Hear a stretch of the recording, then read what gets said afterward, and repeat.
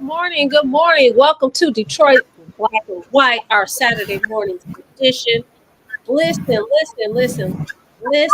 This is the hottest show on these YouTube streets. If you are joining us, you already know what we want you to do. You already know this, but just in case some not what the time it is, this is what we want you to do. Like, subscribe, share. Like, subscribe, share. You can catch us on all social media platforms. You can definitely participate in the comment section. Also, click that link on your phone, camera on your phone, and join in the conversation in black and white.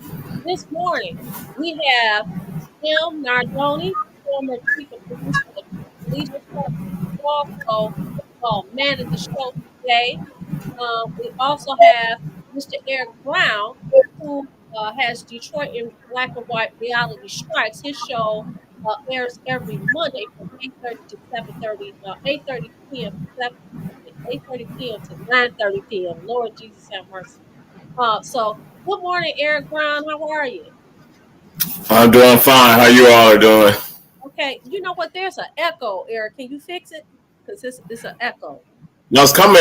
Is weird from your end because you sound like you're in an echo chamber. Huh. Hey, y'all that's watching. Who sounds like they're in an echo chamber? Pick Eric or Vanessa. So, Yeah, it came. What's up, I think it was Jeff? coming through. It's just volume. It may be volume there, Eric. I think it's coming from your end, but maybe turn the volume down a little bit. Good morning, everybody. yeah. So Is it better now? Yes. Yeah, much better. Okay. Yeah. So we're going to start off with first off, Adolph popped in last night. Everybody knows he's told everybody he's out of town. He was not going to be on this morning. And Allan is not joining us this morning. I didn't know for sure whether or not he was joining us this morning, but we wished him safe travels. Hopefully, they'll be joining us next week, and we'll be back in the D safely, the cold D. But in the meantime, in between time, we're going to keep this whole thing. We're going to keep this thing going. We had a hot show last night. We're going to start off with outrage. We'll start with Eric. Eric, what is your outrage? Well, without a doubt, I guess there's more information still coming out, but the situation in Mount Clemens, that potential homeless situation. I mean, I just feel that in the so-called greatest country in the world, we should not be having a homeless crisis. And it's just unconscionable that these type of situations keep popping up. You had the last year's situation with the two kids in the garage over at Greektown Casino. Now you have this high profile situation. There's more information to come out because her family was on WXYZ Channel 7 last night saying that they think it's more than just that. But this crisis definitely has to be resolved. And that's why I'll be focusing my show on this coming Monday because it has to be, things like this has to be talked about consistently and constantly.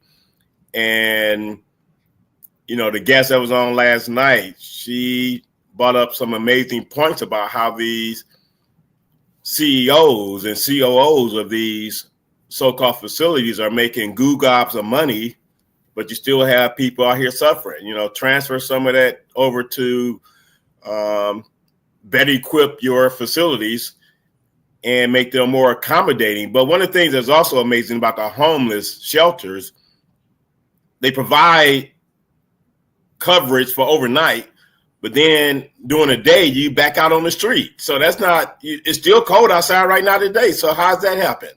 Yeah. So I'm going to say two things. I'm going to weigh in on your outrage. One, we've talked about this. People make a lot of money off of people that are poor, people that are vulnerable, and unhoused people is another situation. I personally don't have a problem with a CEO or CFO making whatever they make. I have a problem when the work doesn't appear to be getting done. That is a problem. um, you have to make a living because if you're working every day, you want to eat, you want to enjoy life and that kind of thing. But it should not be at the expense of a charade, as far as I'm concerned. One of the things that you just talked about, Eric, is something that we talked about last night after the show. Okay, we open up these recreation centers, and listen, safety is very important when you're talking about bringing people in. Um, but what time does it open? And what time does it close? When can they come in and when do they leave out? And then if they leave out, they're still subjected to the same conditions. Now, keep in mind, there are some people out there that prefer to be out there because that's their way of life. That's what they've grown accustomed to living, how they live. But I do have a problem when you are not keeping it 100. I thought it was outrageous that someone's making, six figures, and someone that's making $50,000 or $60,000 and going to work every day, and you said that you need to make less. Well, maybe you need to take a pay cut. Okay, maybe you need to take a pay cut. That is, for me, that is outrageous. Jim, what do you have to say? Well, it's not so much about the money, and I understand your point about the CEOs and the employees. You know, you watch TV when it gets cold because you want to know if you're going to get snow, if you're going to get frozen in, if whatever the case is. And I see a lot of articles about animals, and I'm an animal lover. Mm-hmm. And there's people out there, God bless them, they're out there picking up animals, and I give them credit for that. I'm glad they're out there doing that stuff. Mm-hmm. But it seems like that's getting more press. We need the same for the homeless population. We need vans out there, and whether it's to warm them for 3 days or 3 hours. We need to be more aggressive in our attack on the homeless population. And as you mentioned last night, I think, Vanessa, it's a problem all year long. It's not just a problem when it's cold. Cold only draws the attention to it. People are freezing to death, right? We don't know if that young lady froze to death or not. And I want to say hi to our friends. Hey, Mike Bunch, Mike Bunch, you're not on the bench, you're first string. Good morning to you. Good morning, Stephanie, my voice of reason out there. Good morning, Kenneth Reed. Sorry you missed the show. Dorian's out there somewhere too. He popped in last night for a second and then he disappeared. Karen Winston. Good morning. Jill Sheridan, our friend from the Southland. Hi, Jill. Good morning to you. Dwayla. Eric. Good morning. Janet from my friend from Brownstown. I think that's just about everybody. Thank you, everybody, for tuning in. So I want to just, last night, our viewers brought it. Our guests, our friends brought it. We had a really good guest, T. Brown. She made some very interesting points. She's an advocate for the homeless, and she's out there contributing. The question is, are the CEOs contributing? They have the resources. Everybody, there's resources out there. Why aren't they effective is my question. Yeah. And one thing, you brought up a point, Vanessa, about how late are these warming centers open. I'll use Ypsilanti for an example.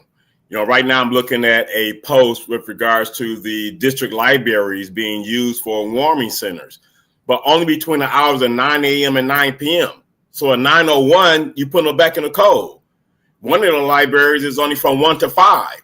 So they cold before 1 o'clock, 5:01, you put them back in the cold. So exactly, then Detroit has a lot of the rec centers as well as libraries. And one of the things about, we talk about libraries, how many libraries are there in Detroit to meet the capacity of the citizens? Right. And if they're not staying open overnight, and for those that are staying open overnight, because this is an emergency situation, what is the safety like?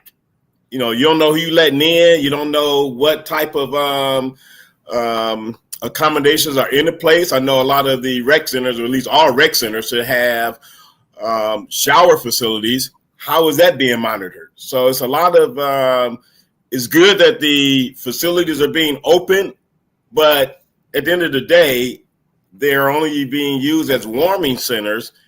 And at 8:01 in the morning, you put them back in the cold. I mean, if it's cold at night, it's cold during the day too. Right now, and it's really cold outside right now. Yeah. And that's what Mike Bunch. Go ahead. Glad you enjoyed the show last night. Thank you for being a part of our show. Billionaires are warm. Mike says. Timothy, where do the homeless people go in the morning? Something we're talking about right now. You have to solve the problem long term. And if you're doing it for political reasons, going out there and bringing up people, you're not improving their lifestyle. They're still at risk. If they're out there right now, they're at risk of dying, as the both of you pointed out. That's not a solution, right? Where is the solution? Well, the other part of this, and I talked about this last night, and Eric just touched on it, we talk about safety concerns. So you open up these centers. Are you doing vetting of these people? Are you, hey, I'm homeless, but I'm also, somebody who terrorized people, or someone who has not been able to get their medication. Listen, this whole unhoused thing is very circular. If you look at, because I talked about work that I've done in the probate court. Let's talk about the mental health crisis. How many of these people are mentally ill, and how many hospitals are used as beds and warming centers for people that are unhoused?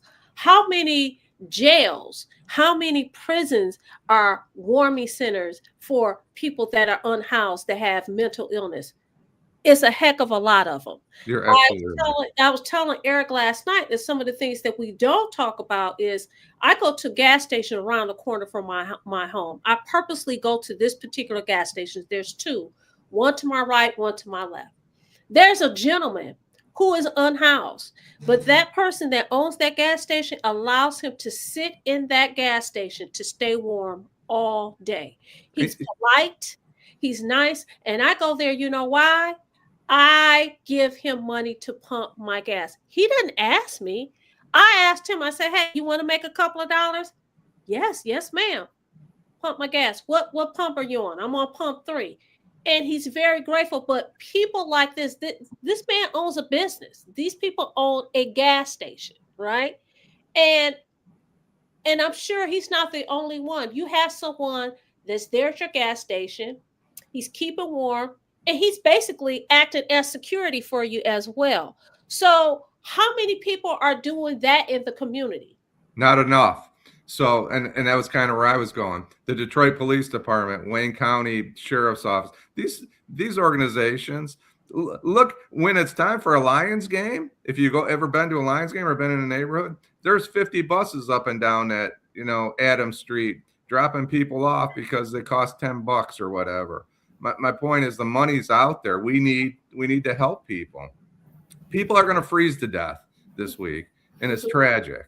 And it doesn't have to be that way, and it should never be that way. Like Mike Bunch said, billionaires are, we're warm. I'm warm. You almost feel bad. You talk about your example, Vanessa. Now that's a guy that I want to do business with, That gas station is a gentleman that we should be stopping and pumping so he makes a little bit of money. Absolutely. That's why I go.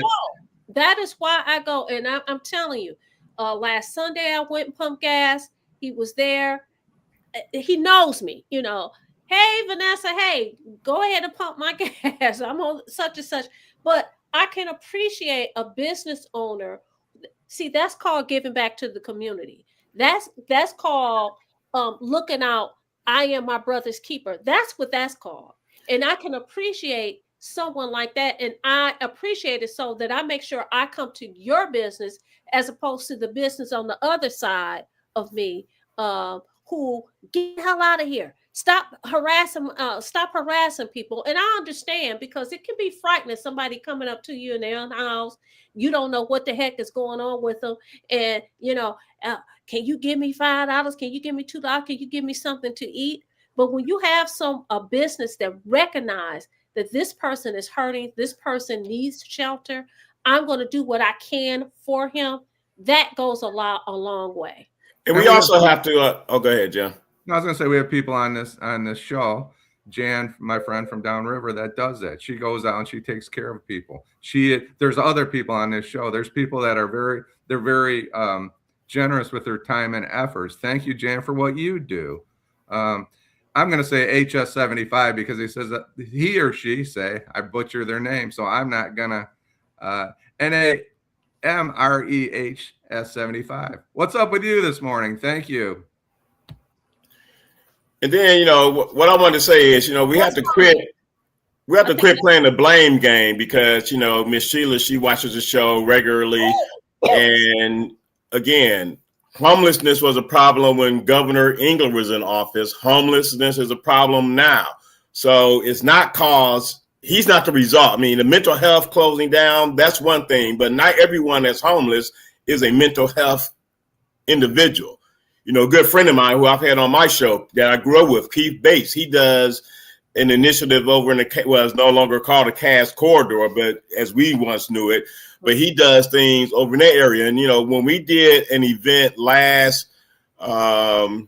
last event we did was in November. But prior to that, we did an event, I think it was about last February or March. And the amount of 18 to 24-year-old Black males that was out there seeking services that were unhoused was just amazing to me. So again, these 18 to 24-year-olds were not around when Governor Engler was the governor. So pointing the fingers at a specific administration and all that, because, are you going to blame? But who is around us, the current administration, and what the heck are you doing about it? Listen, we're going to put a pin in it. We're going to shoot to commercial. We're going to go to a break, and then we'll come back. Detroit Black and White. Listen, hit that QR code. Come on and join in. Come on in. Come on in. Come on in the room. Hi, I'm Eric Sabri, your Wayne County Treasurer. Are you living in the home of a deceased family member and you're facing property tax foreclosure? Or maybe you know someone who's in the same situation. The probate process may be helpful to you. If you file a probate petition and notify our office, the foreclosure proceedings will be halted during the probate process. We have several nonprofit partners who have free attorneys who can assist you. Contact our office, 313-224-5990, or email us at taxinfo@waynecounty.com. Don't lose your family property. Some of these properties have been in the family for 4 or 5 generations. Contact us now. We're here to help.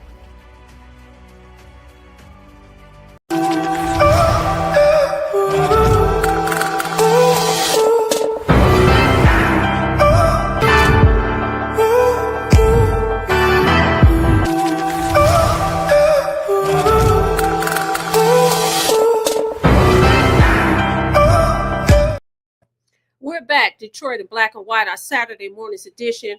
We have on deck Mr. Eric Brown, Jim Nardone, and of course, we're going to acknowledge Mr.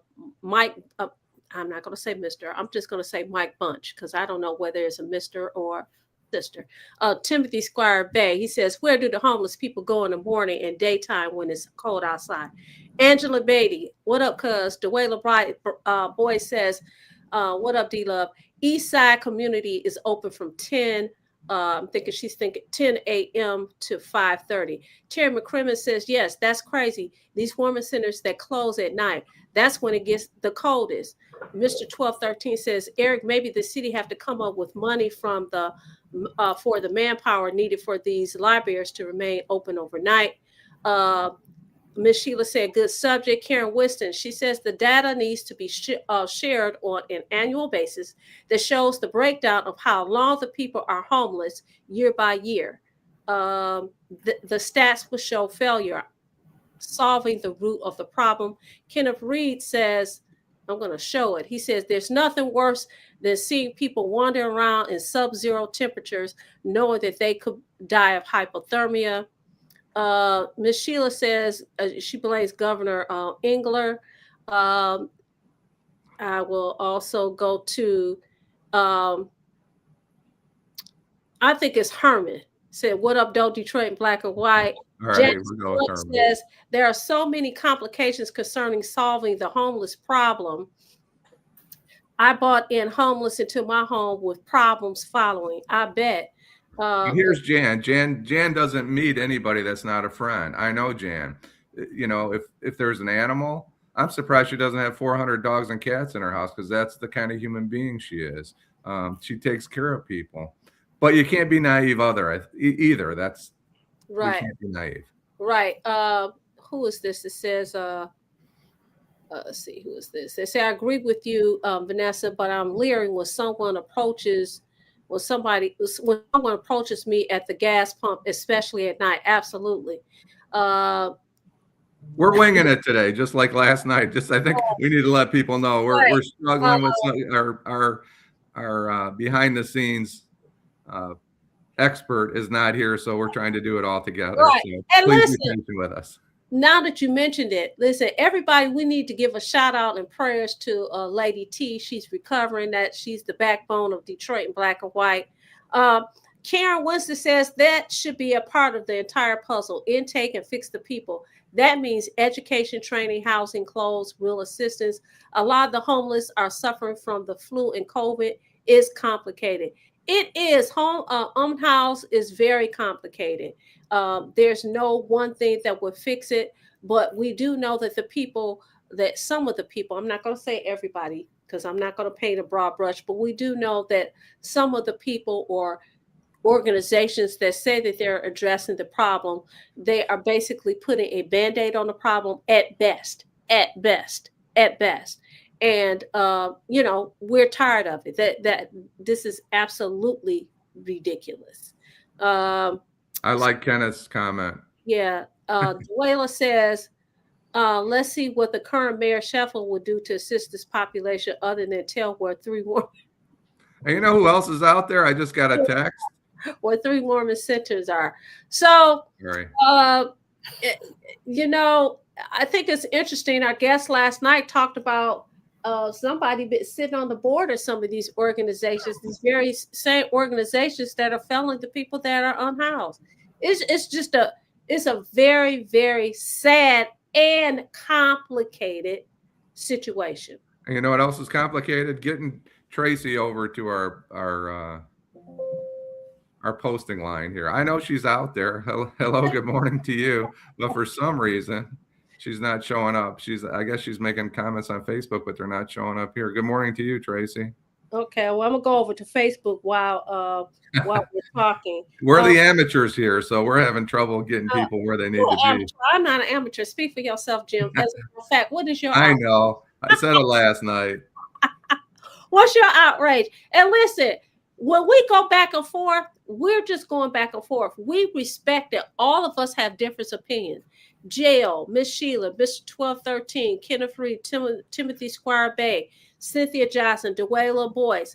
We understand that and we respect that we all have a difference of opinion. But as it relates to something in our house, we good with it, okay? Okay, Jim's a screw up here. Eric and Allan, Adolph, and Vanessa are certainly not screw ups. We're trying to get our way through, and I'm trying to drag them down with me is really what I'm trying to do. And so here's an interesting comment from go ahead. 75, because I'm not sure where the acronym stands for. Herman spelled backwards. Yeah, Sherman. Okay. I'm trying to figure out why don't the billionaires and billion-dollar companies that we have in the city and state revitalize these closed schools and hospitals for the unhoused? Well, isn't that the job of the government? I mean, you can have benevolence from the companies, but this is the so-called greatest country in the world. That should be a responsibility of the government to make way for their citizens. No different than those that serve this country that come back, some MAME, PTSD, and all that. They should have health care as well as a good life, quality of life for the rest of their lives. Don't get me to talking about this because you could spend money on everything else in different countries and everything else. Okay, different people. Even this current thing that's going on with this project that's being done. You spending all this money, taxpayer, our dollars on this, but you're not taking care of the people that live here. I'm a firm believer. You got to take care of your house before you go take care of somebody else's house.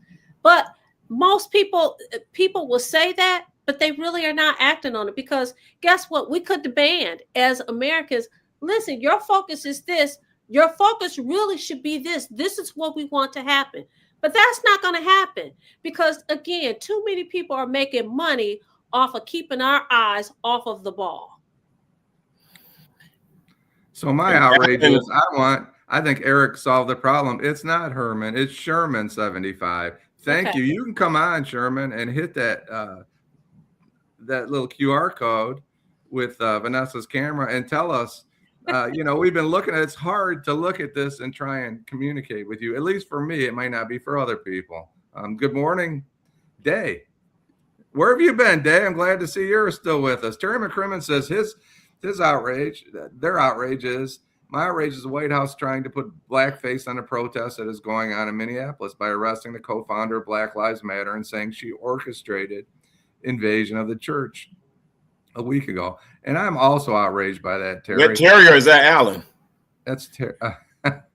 Go ahead. That's Terry. Go ahead, Jim. We were the greatest country in the world, Dwayla. But I think there's a huge point there, Terry. And I think that I'm going to take that a little step further. And we talked about it briefly last night. As a former police chief, I try not to tell stories, but, there's two police chiefs up there in Minneapolis. We talked just briefly about it last night. That came out in a press conference attacking the government, right? And in my opinion, those two police chiefs are trying to bring black people into the fight by saying that it was a person of color that worked in their department that was, attacked by ICE. I want to see facts. We don't see facts. We see really vague statements, including a police, there's less little,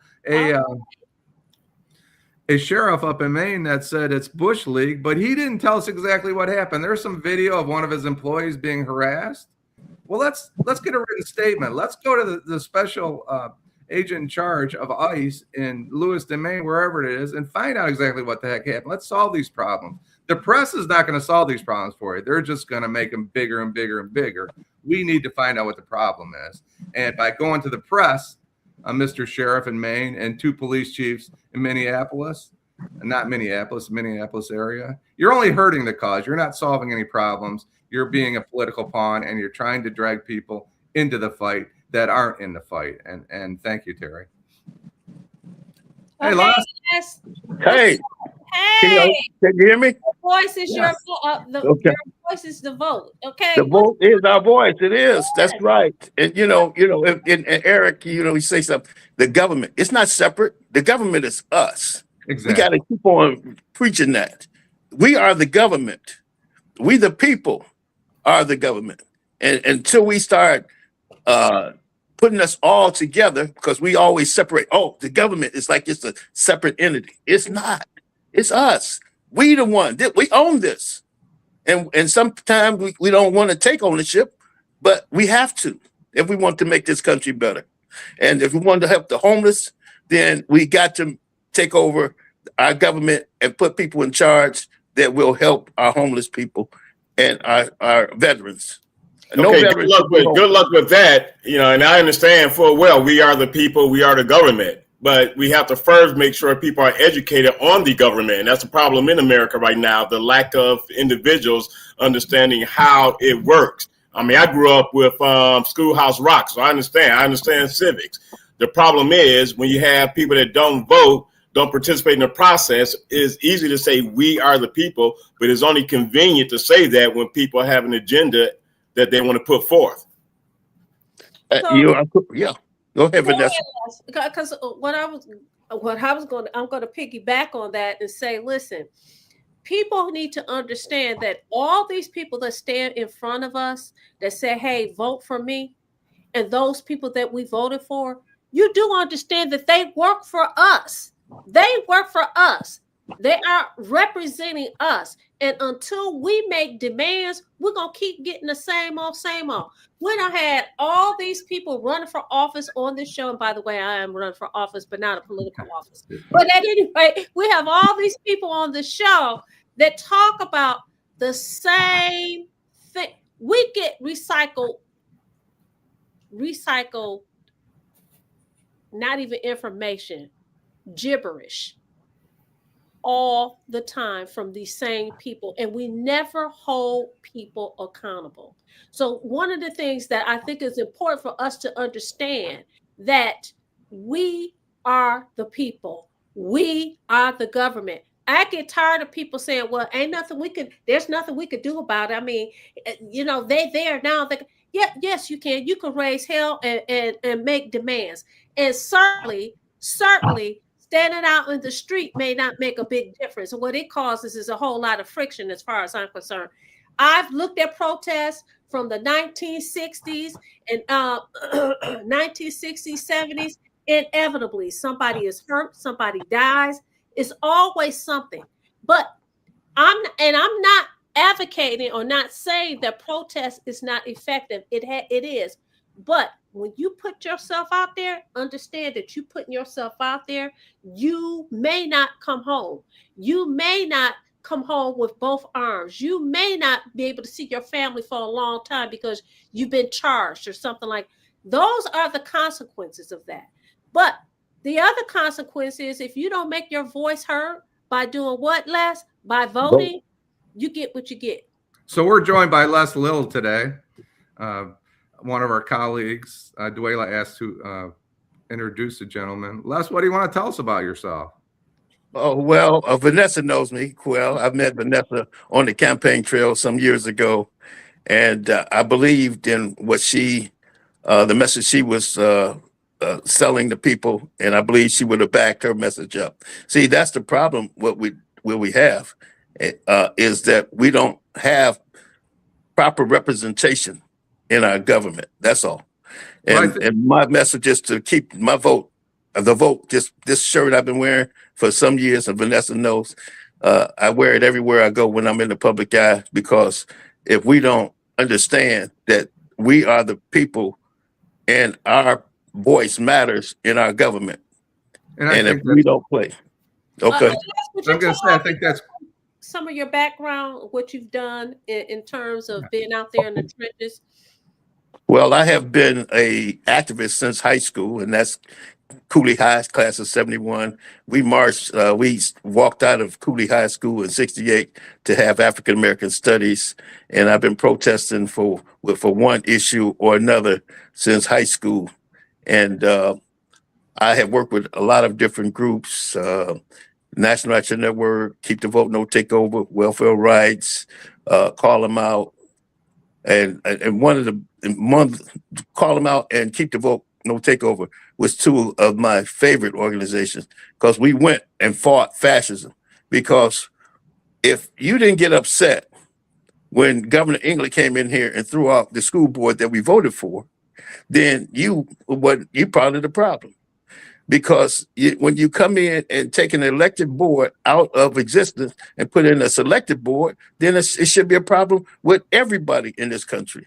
Because this is what this country is founded on, democracy, and people getting to choose who their elected representatives are, and not the people that somebody else selected for them.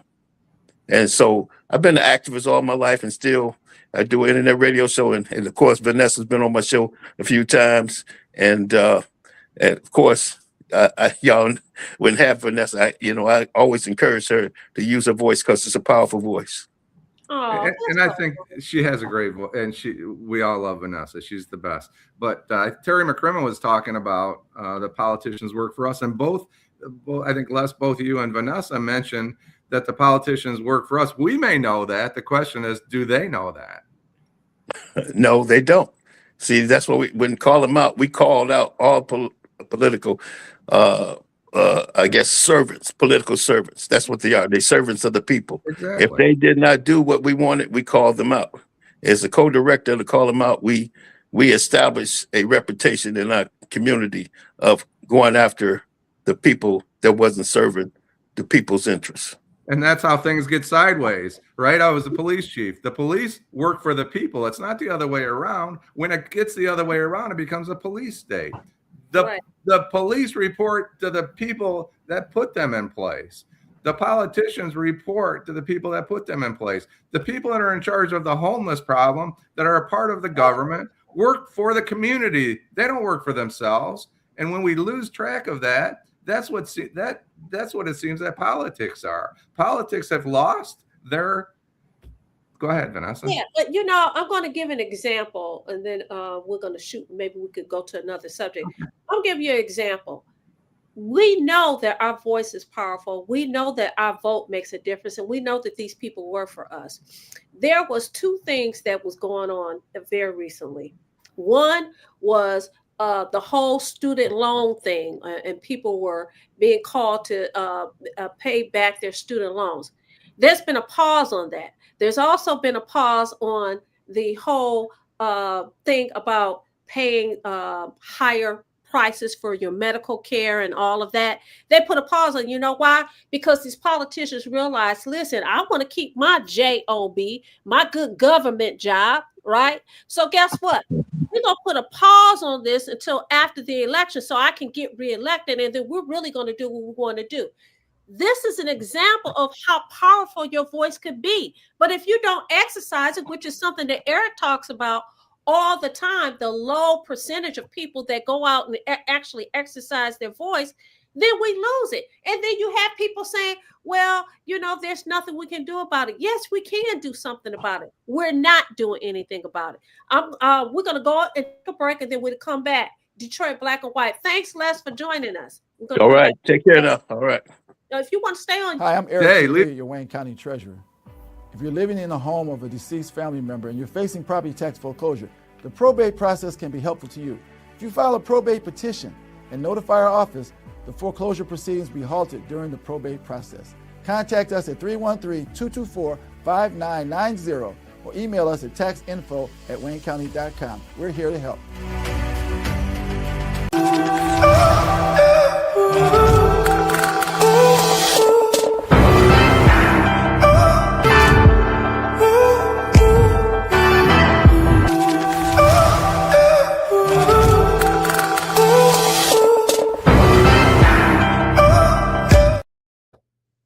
We're back, Detroit Black and White, our Saturday morning's edition. So I'm going to go to some of the viewers and read some of their comments because we believe that your voice matters on Detroit Black and White. Timothy Squire Bay says, if you're willing to protest, you must be willing to accept the consequences. Amen. Miss Sheila says, Miss Vanessa, what'd she say? I forgot what she said. I missed it.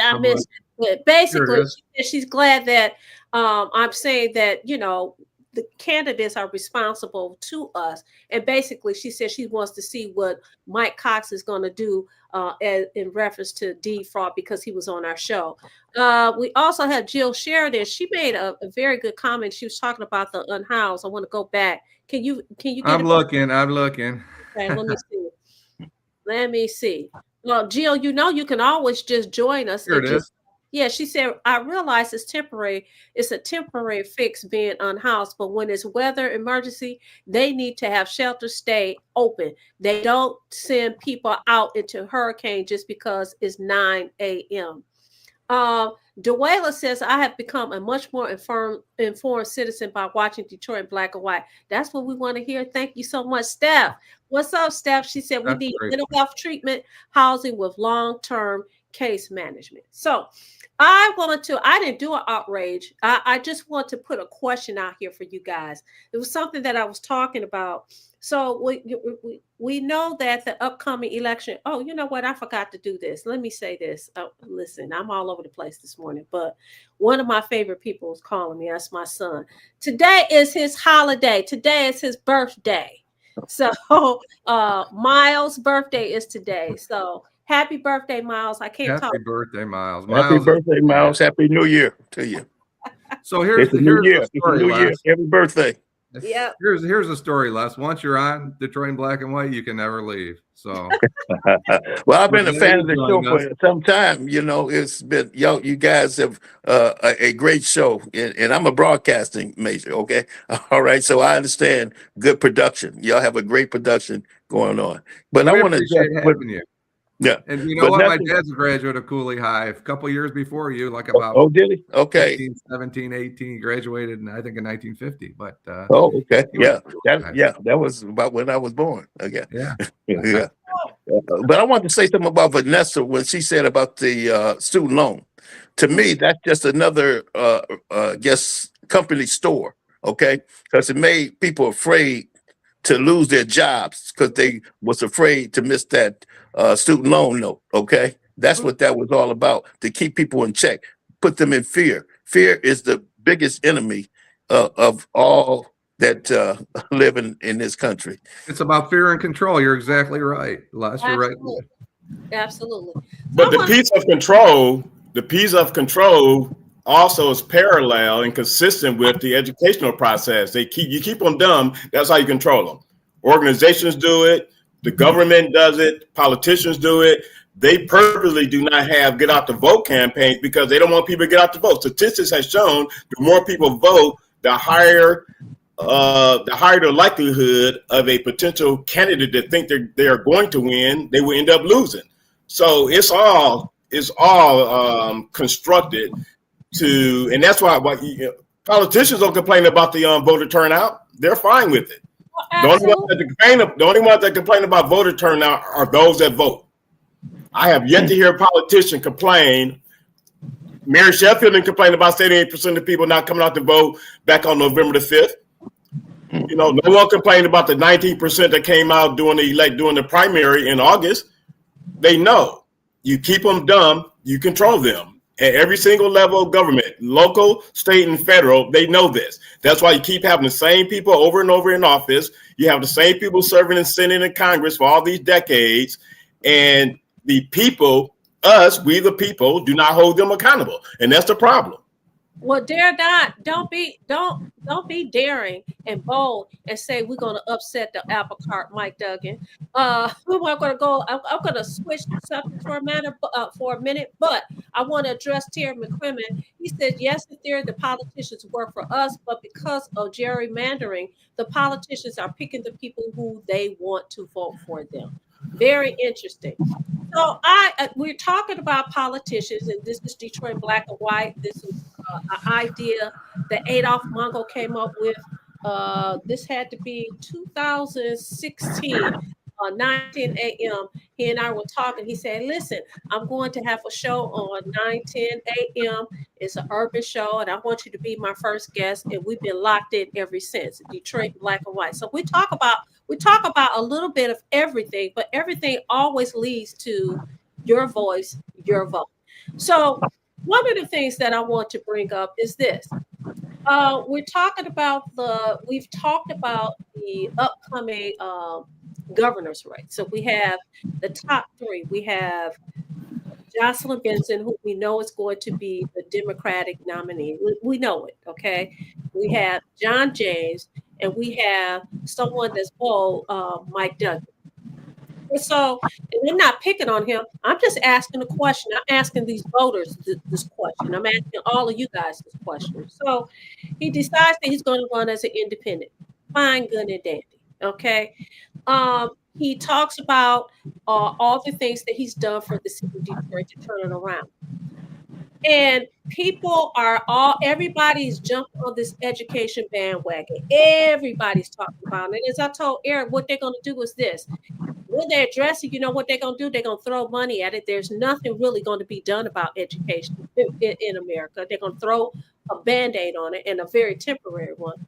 But I thought it was very interesting that there was a land value tax that Mike Duggan wanted to do here in the city of Detroit. And the only way he could do it is if he got the legislation in Lansing to pass this.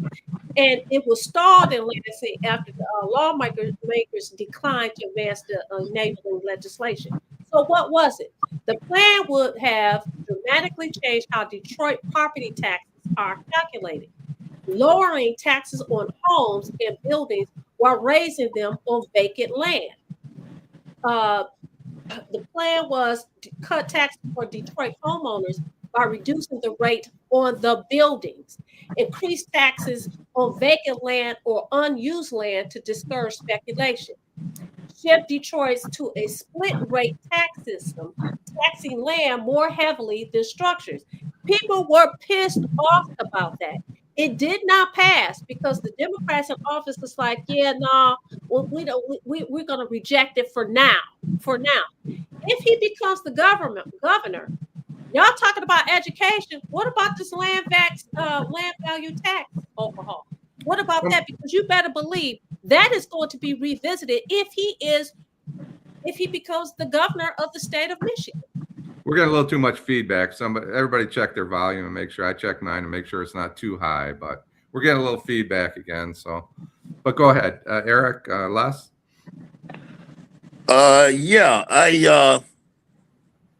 I think that the governor, if he's governor, I think that would be one of the priorities, because I've been to a couple of those workshops to hear about that, the land value tax idea, and it hasn't been favorable for people, to want to put that. But then I've been to a few forums where it hasn't been favorable, but then they passed anyway, with very regard to the people. So that's why I say we need to put people in office that we gonna know represents them, instead of the the corporation, because that's what it amounts to. It's us against corporate politics. Absolutely. And so, to my point is this: we could talk about education all day long. Is it a problem? Absolutely. Has it been a top problem for decades? I submit that it has. Even when I was working in the public school system in 1989, 1990, it was a problem. It's going to continue to be a problem. And as I told Eric, guess what? They're going to throw money at it, but no real solution. But the real issue is Detroit has a lot of land. They don't have as many houses. You got a lot of vacant land. So you talk about this land value tax plan. Who is it gonna benefit? It's gonna benefit the corporations, the big businesses. Who's gonna suffer? These very same homeowners, and we don't have a lot of homeowners. Again, got us focused over here, but you need to be focused right here. Our voice is our vote. Our voice is our vote. And if you don't pay attention, guess what? You're going to be fooled every single time. Eric, what do you have to say about this? I mean, at the end of the day, one thing I'm giving Mike Duggan credit for is he is running an amazing campaign, because he's running a campaign as a general election candidate, not a primary election candidate. And he knows that. He puts out something every single day. Benson is not doing that. Cox is not doing that. Swanson is not doing that. John James is not doing that. He has started the narrative of, I saved those Negroes in Detroit. That narrative is playing very well with the ecumenical community, with the Black community in Detroit that loves him, because even though only 22% of the people came out and voted, he has an 84% approval rating in Detroit. And again, I said this to you already, Vanessa. Adolph goes back and forth with me. The next governor of Michigan is going to be Mike Duggan or John James. Take your pick. That's going to be the next governor of Michigan. I'm saying that on January 24th, 2026. I've said it before. He has a plan. The plan he has is no different than the plan that got him initially elected to become mayor of Detroit. People were not paying attention. Prior to him becoming mayor of Detroit, I even wrote about it. I said the next mayor of Detroit is going to be a white person. I knew that after Dave Bean. The next mayor of Detroit was going to be a white person.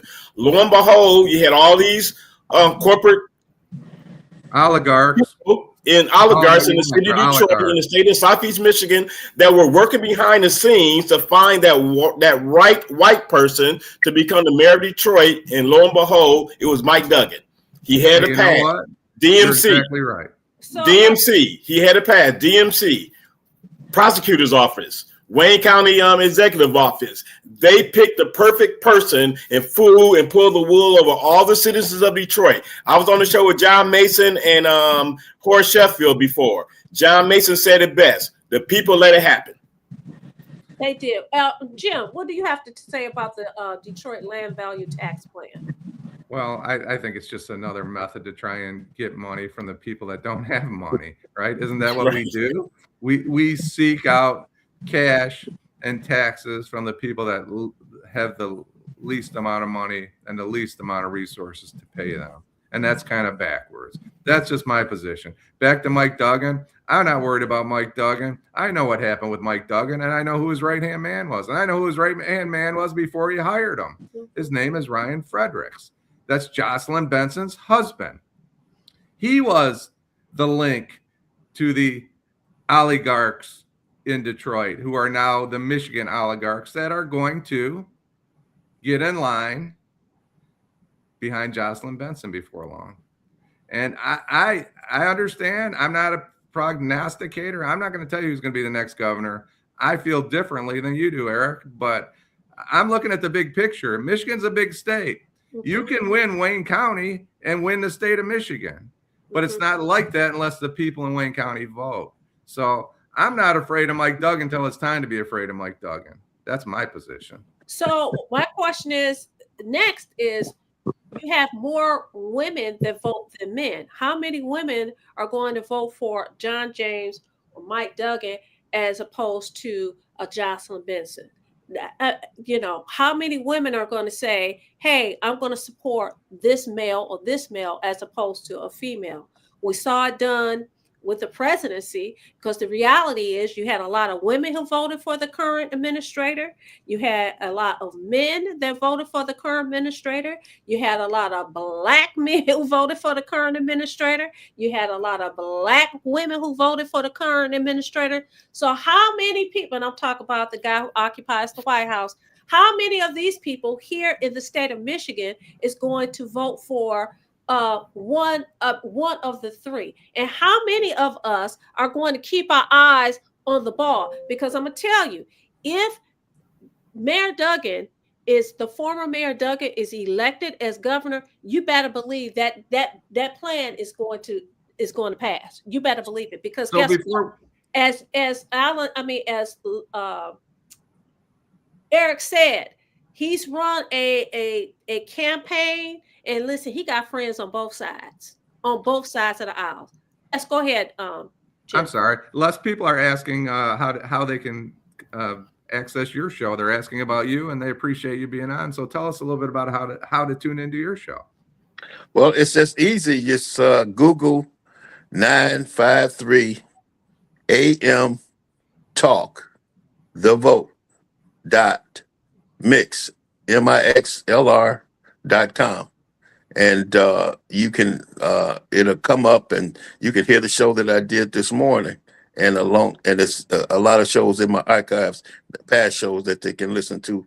Also, easy to do, no space, just 953 AM Talk the Vote .mixlr.com, or go to my Facebook page, Les Little, and you can see my call letters.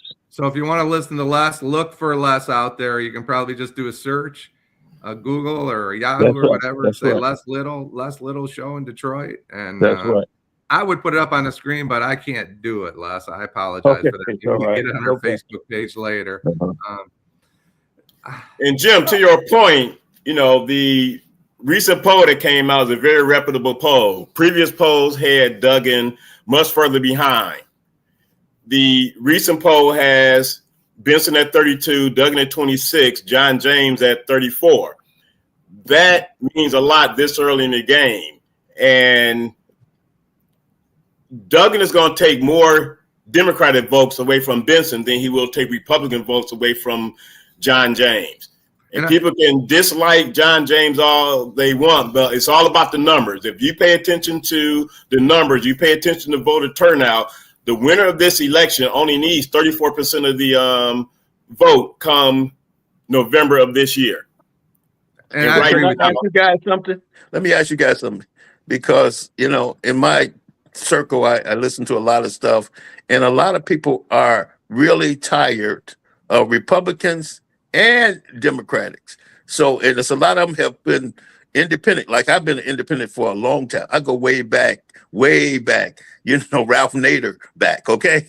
That's how independent I am when it comes to my decision when I vote for my candidate.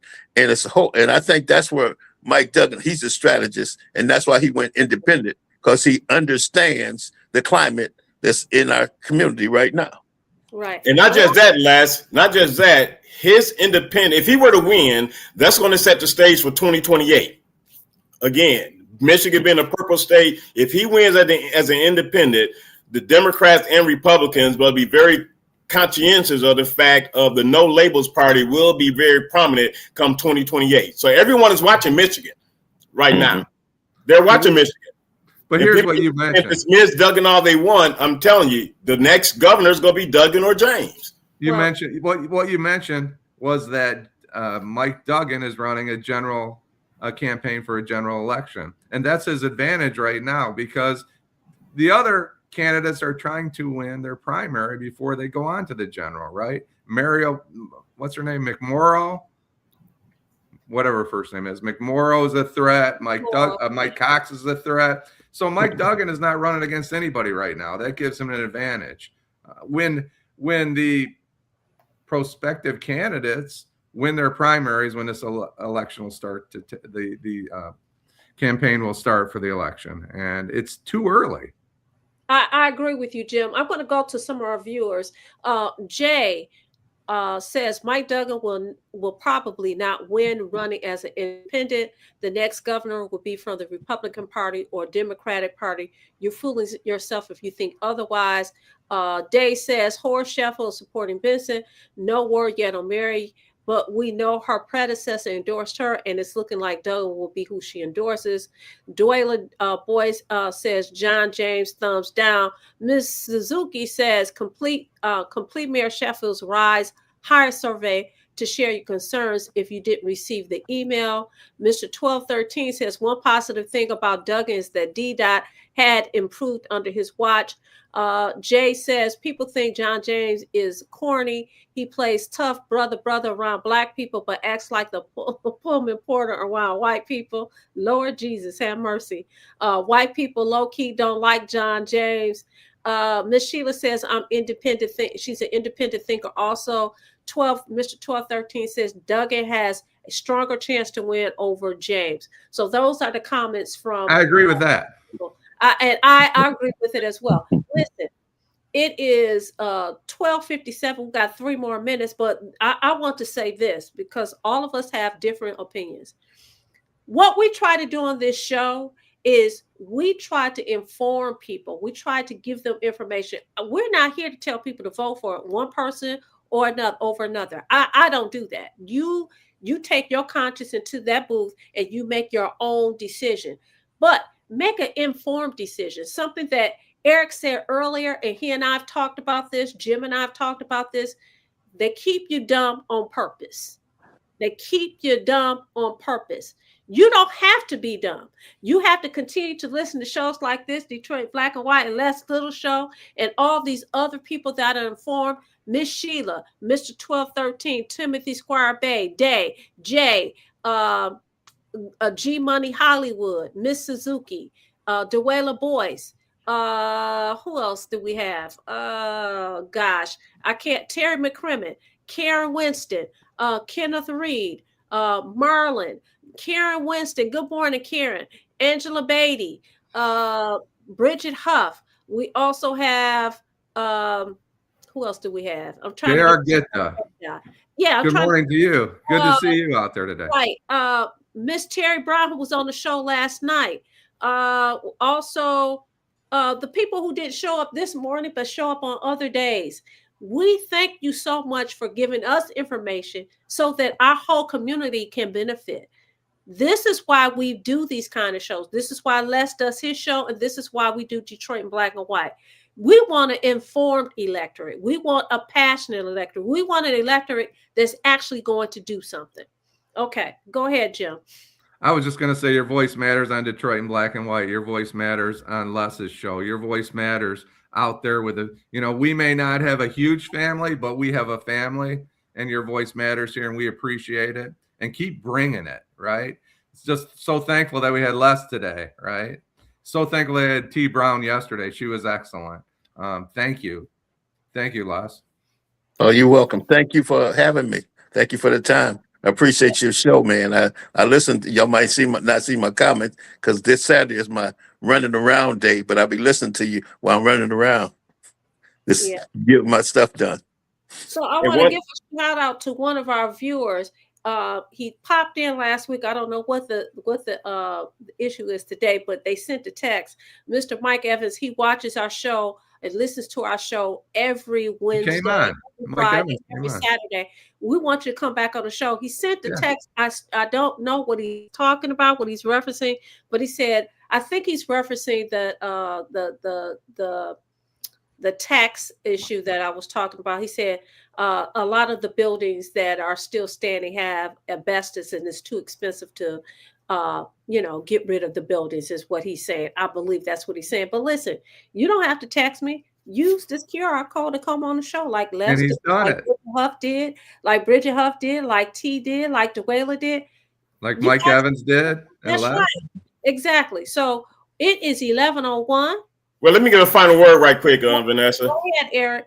People need to pay attention. The latest Gallup poll, which is one of the most respectable polling places in the world, recently stated that 45% of Americans are independent now. Number one. So for people to be so dismissive of independence, such as myself, such as Les, you need to pay attention. There's a reason why people are tired of both the R's and the D's. And then for Terry McCrinnon to say that Fox News has dumbed down a lot of Americans, no. All of the media has dumbed down a lot of America. MSN, CNN, News Nation, Fox, all of them. So it's not just Fox News. And interestingly enough, Fox News has the most viewers of all. So, all right. Well, we're gonna go. We'll see you guys again next Wednesday. But join Eric Brown on Monday evening, 8:30 to 9:30 p.m. Reality Strikes. He's gonna have some guests. And he's gonna talk about unhoused in America. All right. See you guys. Have a Come good back, Les. Come back and see us. Will do.